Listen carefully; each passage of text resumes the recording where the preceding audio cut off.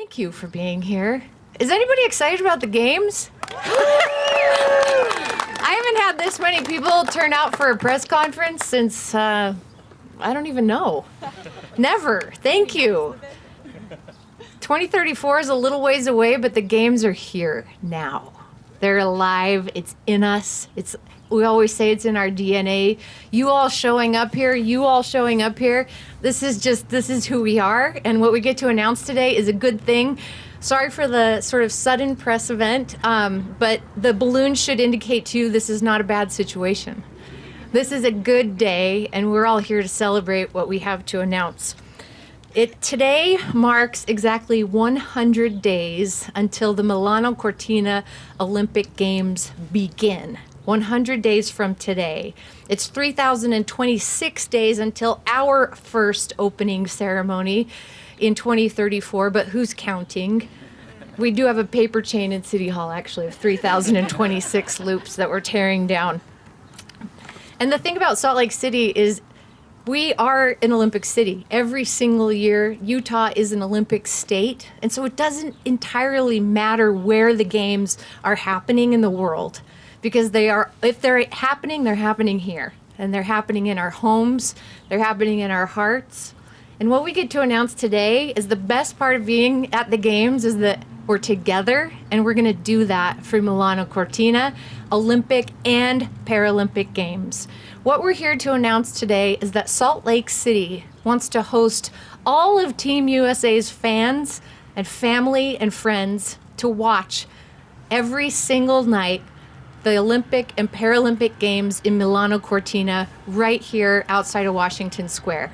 We want you, every one of you who is a Team USA fan like me, whether you live in rural Utah, you live in the state of Maine or Washington State, if you're a Team USA fan who lives in Brazil, if you're not heading to Italy for Milano Cortina, you need to be here with us.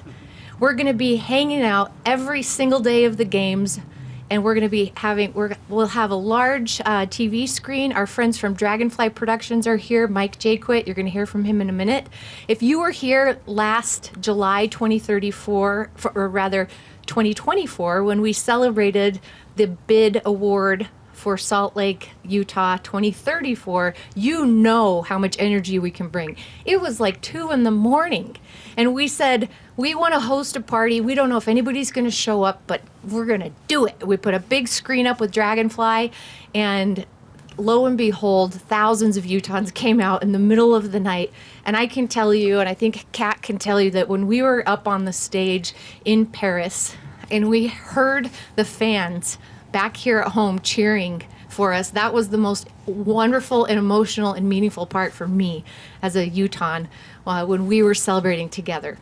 So 100 days from now, make your paper chains. We're going to celebrate by beginning here with an opening ceremony celebration, and you'll be able to come back free of charge any day, night you want throughout the Olympic and Paralympic Games in 2026 and celebrate with all of Team USA fans. I didn't read anything from the script, but are you excited?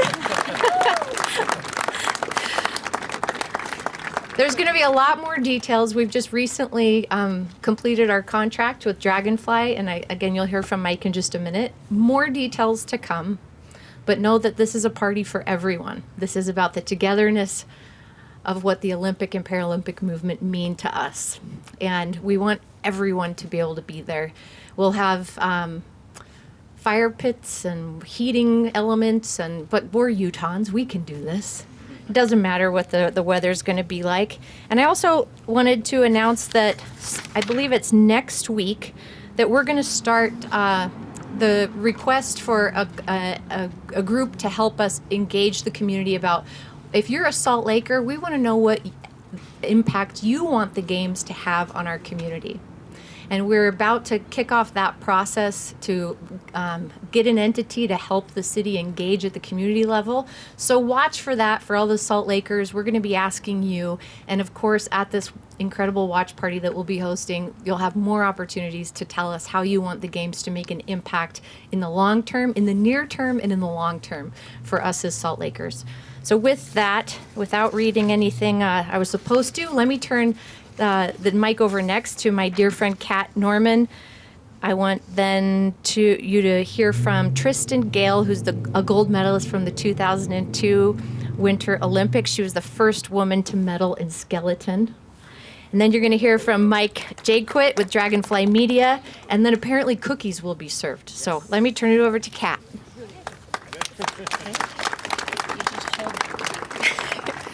Thank you so much, Mayor, for having us all here today. And I am here not only representing the organizing committee, but also our athletes and our community members. We're all members of this community, proud members of this community. In the Olympic and Paralympic space, we have a phrase that once an Olympian, Paralympian, always an Olympian, Paralympian, never former, never past. And to me, that resonates also with our community, with Salt Lake City and with Utah. You all did us so proud back in 2002. Many of us had that opportunity to compete and to have the energy of fans of our community to come out and cheer for us. It was once in a lifetime experiences. And when I look back to July of 24th of 2024, for me, that moment wasn't just about our community, but it sparked the next generation of athletes who are dreaming to be here again in 2034. It sparked the next generation, just like we all had those dreams growing up of being able to compete in the Olympic and Paralympic Games, doing it in front of our friends and our family. And so a huge thank you to the mayor and to the city and to our community to coming and embracing this. Come out, be a part of our athletes' journeys, get to know them, follow them, become a lifelong fan, help them dream. Dream for yourselves, dreams for the next generation. And so thank you so much. Again, we are all so grateful that you all embrace the same passion that we carry every single day. So it is my honor to invite a dear friend. And fun fact, we were roommates in '02 in the village. We were roomies. We were roomies in '02, but Tristan Gale, who went on to become the very first woman to ever medal in skeleton. It was the first time the event was ever held, and has just gone on to do amazing and remarkable things for the movement. She's a proud military wife, proud mom, and we're so grateful to have her back here home in Utah and a part of this. So I'm going to invite Tristan up. Woo! Yes, I'm here for the sparkle. I have all of the Olympic spirit in me. I was here in Utah when we got the bid the first time around. I know right where I was sitting when I watched in Washington Square in 1995 when that happened. And so, yes, you better believe I was here at 3 a.m. this last go to be a part of the bid. I mean, I was taking pictures of Kat and texting them to her in Paris so she would know what it looked like down here. And I love the Olympics. Nice beret back there, yes. The best part about the Olympics is that it is accessible. Growing up here, I just wanted to try skeleton, like, oh, look, we have a bobsled track. Turns out that's where my natural talent lies. Like, you don't know until you get to do these sports. Our venues are all up. Everyone gets to come try. Tonight will be my kids' first time trying skeleton. I have an 11 and 9-year-old. So today is their first time getting to try it. They will be the same age I was at the Salt Lake Olympics for 2034. So I am going to just share that journey of, who knows, maybe they won't be good at it, but they'll love it, But because the Olympics and things like this are so accessible, the Olympic spirit is so catchable. Everybody loves the games. It is still something that brings the entire world together no matter what, and I never want that to go away. So I'm really glad that Salt Lake gets to have that and share that. And yes, if you're not in Italy, be here.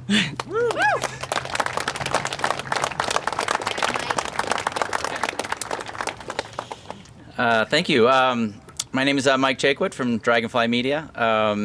I'd love to really thank the mayor for the shout outs that we got. We are a 20-year Utah company with offices on 9th and 9th. We were honored and privileged to get the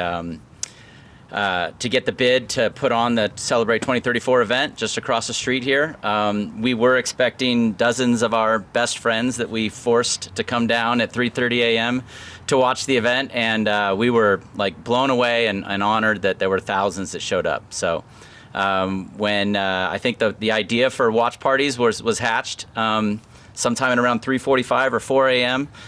Because we as Utahns and at that event, we sent a loud message to the world that Utah has the best Olympic fan base in the world. They're even willing to go out at crazy times in the morning to celebrate winning a bid. And imagine what will happen when we come back here in 2034 and we're hosting the games, and we'll give you all a real sneak preview of it in a few short months when we host those parties downtown here. We will need a bigger footprint because we're expecting a lot more people. We're going to have a lot of fun and games, fan activations. We'll have streets closed, roads closed. We'll have stuff to do. We'll be celebrating not only Team USA and everything that they're able to do there, but also the entire Olympic spirit. And then the dozens, knocking on wood, of Utah locals that will be representing us for Team USA and representing other countries in the games themselves in Italy. So we'll be celebrating all that, and there'll be plenty of fun to be had and plenty to celebrate. And again, we're honored to be a part of it at Dragonfly. Again, we came out here in 2002 as friends and colleagues, got to experience the games, and turned around and moved here. So that was had not much of an impact on us, and we've been really blessed and honored to be working with the Utah business community ever since, and we're proud members of it. So we'll see you all in February and March, and I think really important to note that we will also be activating the footprint during the Paralympic Games, which are equally as important to the Winter Olympic Games that take place in February. So I'm not one to delay cookies, but I know there are cookies coming up. Take some questions. A couple questions from media, if any. I'm sure you don't have any. Cookies. Okay.